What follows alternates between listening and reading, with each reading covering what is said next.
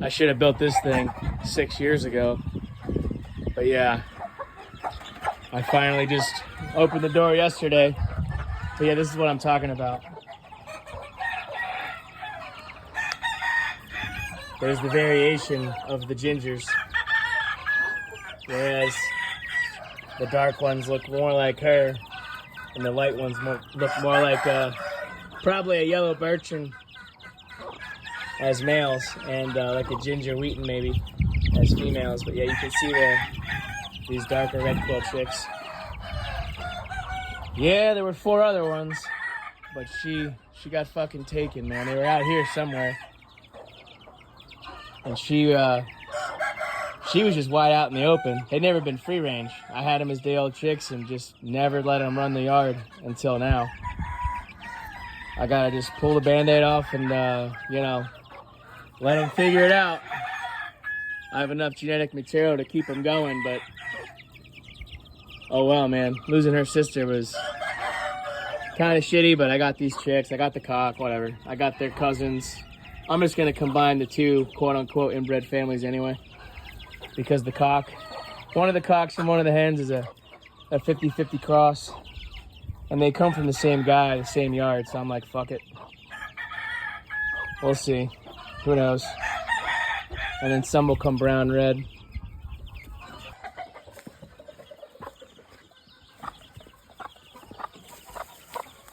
Message chicks. I just set them free yesterday. A bunch of muff from 2 different brood pens. And she's a hatch from the yard.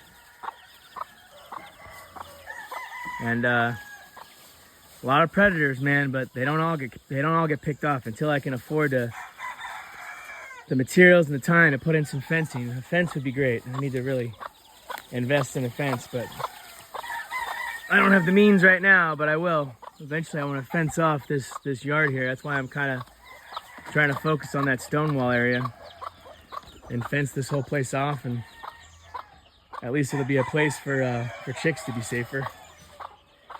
We'll see how it goes.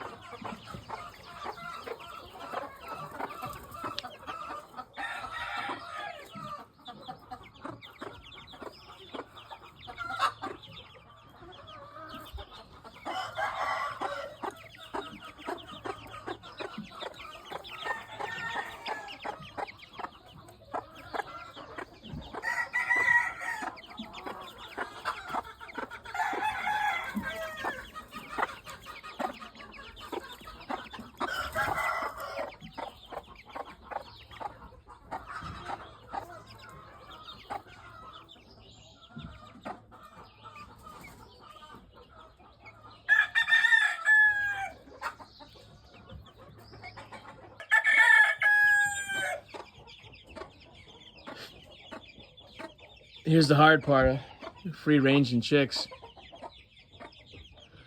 This year I babied them pretty good. I'd have to look at my notes, but yeah, they're probably 6 weeks old, something like that. Maybe 5 weeks, these A-seal chicks. 2 stags and 3 pullets hatched by one of them, a yard hen right there. And American game fowl, man, they'll roost up pretty early, so these little chicks will be on their own. And you'll hear them calling for help, you know, calling for mom. They're bugging out because they don't know what to do, and they know death is coming. And they'll just like huddle up, right, in, you know, in a really poor, you know, they'll have a really poor location, and then like a skunk or a raccoon or a fox will come in and smoke them. And so I just took her off the roost and put her back out and see if she can coax them into safety, so I can shut the door and enjoy my evening. I already lost 1 entire clutch.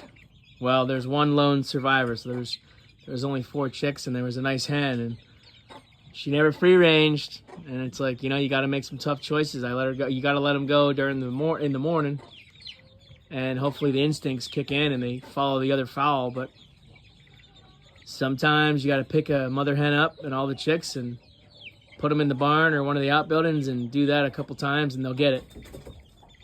But right now, I don't know. These A-seal chicks might not follow her in, so I gotta wait. And these guys have been going in successfully, but there's a bunch of them that are just running around the yard. Some muff chicks.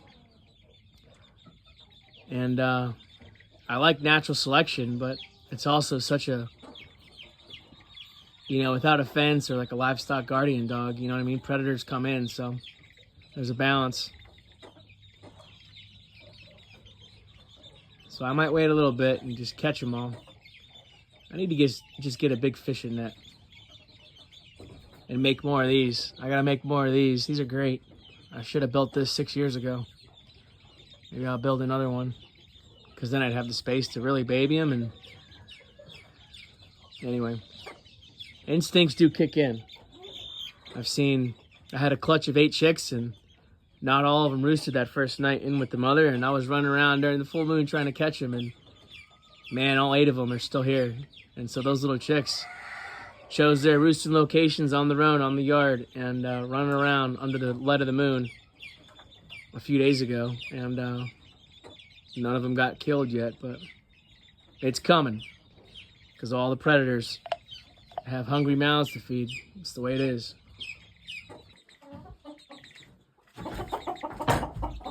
Well, 3 of these ACL chicks roost up with their surrogate yard hen ma. But the 2 larger ones, and here's the balance I'm trying to figure out, they're just a touch too heavy. And they're not as athletic. They can't just easily get up here. Whereas these ones are lighter. So, yeah, just something that I'm trying to figure out with the ACL chicks anyway, as I continue on and breed them. If they're too heavy, they just easily get picked off. And so I'm trying to find that balance. So 1 stag and 2 pullets, and on the ground are the 2 biggest, the biggest pullet and the biggest stag. And